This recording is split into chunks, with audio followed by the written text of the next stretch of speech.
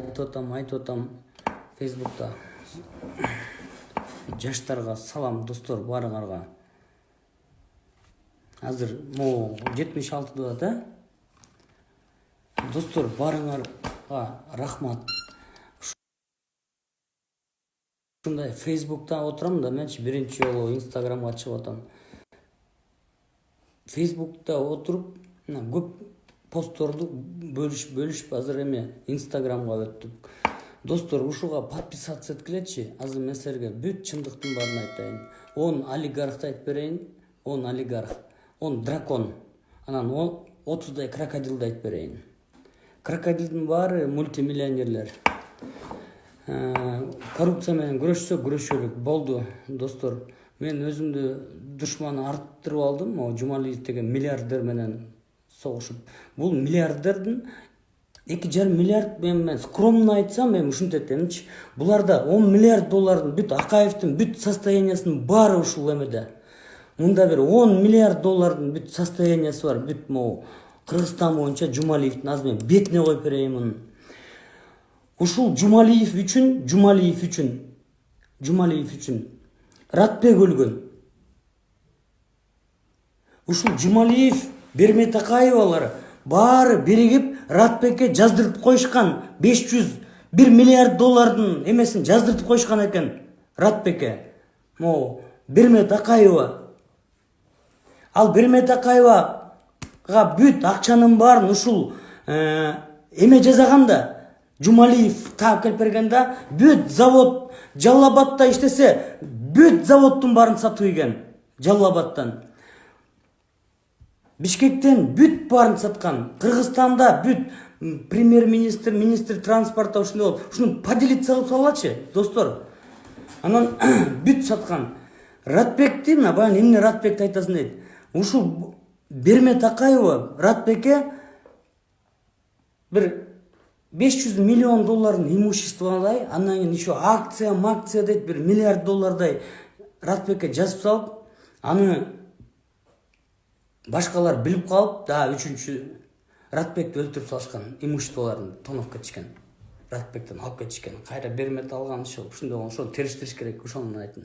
Экинчи Райым дейт. Райым.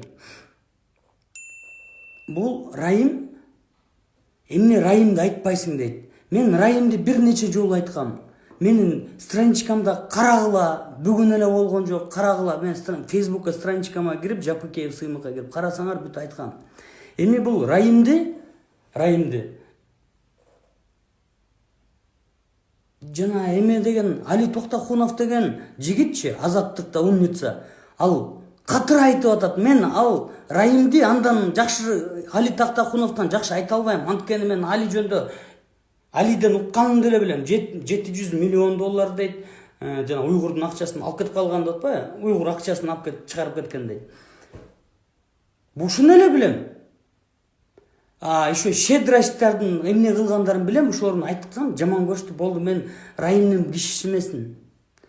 Бакиевдин кишиси эмесмин. Ушуну достор баарына эметип койгулачы. Давайте элдер бир туралык, баарыбыз бир болсок, азыр могу коррупционерлердин баарын соксок болот. Эң чоң коррупционерлер Муралиев, Амангелди. Мен айтпай атам. Муралиев, Амангелди турат. Муралиев, Амангелди. Жана азыр мен могу Facebook'тан карасаңар, кимдер турат? Ошонун баары турушат. Facebook Жапыкеевке кирип карасаңар, Шадиев, Иса Өмүркулов, Кулмурзаев, Авангард стиль, бүт баары эле ушунун баары только через государство байыгандар. Бүт баары ушундай. Бизде бүт миллиардерлер, бизнесменден миллиардердин баары чиновниктер. Бизнесмен, мен өзүм байкелерим бар, өз өмүр бою бир политикага кошулбай, бизнесмени келет, но они себе так не могут позволить, как чиновники. Ушунучу, достор, кимдер билсе, могу айткандарымды эме кылып койгулачы. WhatsApp'ка көчүрүппү, бирдеме кылып, ушу WhatsApp'тардан айдап койгула. Коррупция менен күрөшөлүк, чоң казатка аттаналык. Бул чоң казатты мана сатабыз 1000 жыл мурун түзгөн экен, ушундай кыргыздар бечара болуп калганда кайра чоң казак деген кыймыл түзүлүп атат. Бул партия эмес. Телефон жазып коебуз, ошого эртең чалгыла келгиле достор. Рахмат колдооңорго. Бир болуп туралык. Ошол достор.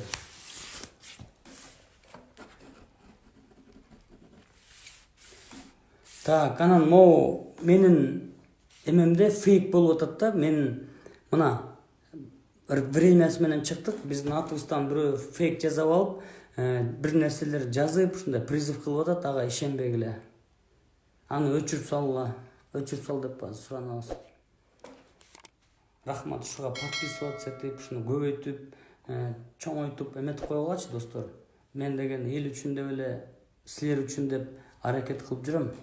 Өзүм үчүн деген жокмун. Чоң казатка баарыңар киргиле достор. Коррупцияга карата согуш башталды. Объявляем войну против коррупции. Уже объявили уже. Кудай буйрса, достор, могу карантин бүткөн күнү чоң казаттын офисинен кезигебиз. Чоң казаттын офистерин бүт баарын жазып коем. Рахмат достор, баарыңарды орозоңор менен куттуктайм. Баарыңарды мына азыр ооз жапкантасыңар. Аман эсен жаап, аман эсен туруп туралык. Достор, давайте. Тема Сыймык Жапыкеевдин жанагы айтканы боюнча мен дагы анча-мынча өзүмдүн оюмду кошкум келип атат да. Бүгүнкү Говори ТВ эмнеле? Говори ТВ короче, кухнядагы видеолору Сыймык аке кухняда отуруп алып видео тартканды жакшы өздөштүрдү, молодец. Чындыкты айта берсин, эң негизгиси. Ким гана кандай видео тартпасын, мейли кухняда отурсун, мейли үйүнүн чокусуна чыгып алсын, мейли көчөгө чыгып отурсун, ал өзүнүн эрки, как удобно дегенде. Эң негизгиси чындыкты айтсын, бизге ошол маанилүү нерсе достор. Кубанычбек Жумалиев боюнча айтты да. Мен Кубанычбек Жумалиев боюнча 2 жыл, балким 3 жыл мурун айтсам керек. Айтсам кээ бирөөлөргө жаман көрүнгөнмүн, же кимдир бирөөлөр түшүнбөй эле оозуңа келгенди сүйлөй бербейсиңби, дөрүбөчү деген адамдар да болгондо, мына бүгүн факты менен Сыймык Жапыкеев, блогер, экс-прокурор айтып өттү да. Кубанычбек Жумалиев боюнча именно айтты бүгүнкү видеодо. Мен муну 3 жыл мурун айтсам, көпчүлүк адамдар жаман көргөн. И тар чөйрөдө дагы муну обсуждение кылып, короче, көпчүлүк адамга мен жаккан эмесмин. Эмнеге? Кубанычбек Жумалиев Акаевдин доорунда уурулук кылган. Ууру Кубанычбек Жумалиевдин мал мүлкү канча экенин билесиңер. Эгер дагы билгиңер келип алса, Сыймык Жапыкеевдин баракчасына кирип, ошол видеону башынан аягына чейин көрүп койсоңор түшүнөсүңөр деп ойлойм. Кубанычбек Жумалиевге окшогондор Кыргызстанда өтө эле көп достор. Баарыбыз эле кейип атпайбыз. Ай коррупционер көбөйүп кетти, ай мамлекет итке минди кокуй. Мамлекетти тиги элди ойлогон эч ким жок, баары эле уурдап атат, тоноп атат, талап атат деп эле наалып, кагынып, силкинип жүрөбүз. А ким уурдап атат? Ким тоноп атат? Ким конкретно айтпайсыңарбы? Вот мына биринчи эле Чу дегенде Акаев, сволочь, 15 жыл үй бүлөсү менен урук тууганы менен соргон. И ошол Акаевдин коюн колтугуна кирип, баягы булар менен табакташ болгондордун бири Кубанычбек Жумалиев. Бул киши Акаевдин убагында майлуу сүттүү кызматтарда жүрдү. Ошол эле министр жол тармагында, мына транспорт боюнча анча-мынча жерде, эгер ката айтып аткан болсом оңдоп коесуңар достор.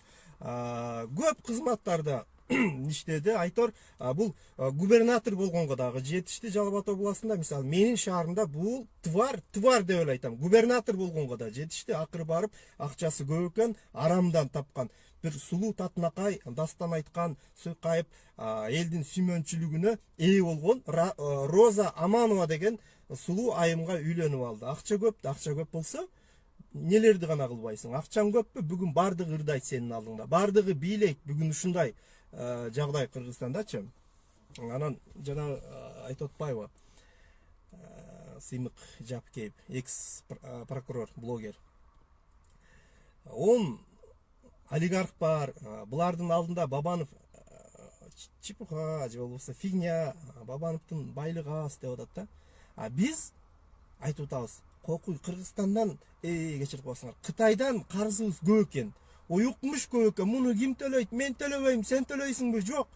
мен да төлөбөйм, ким төлөйт деп эле баарыбыз бири бирибизди күнөөлөп жүрөбүз да мисалы.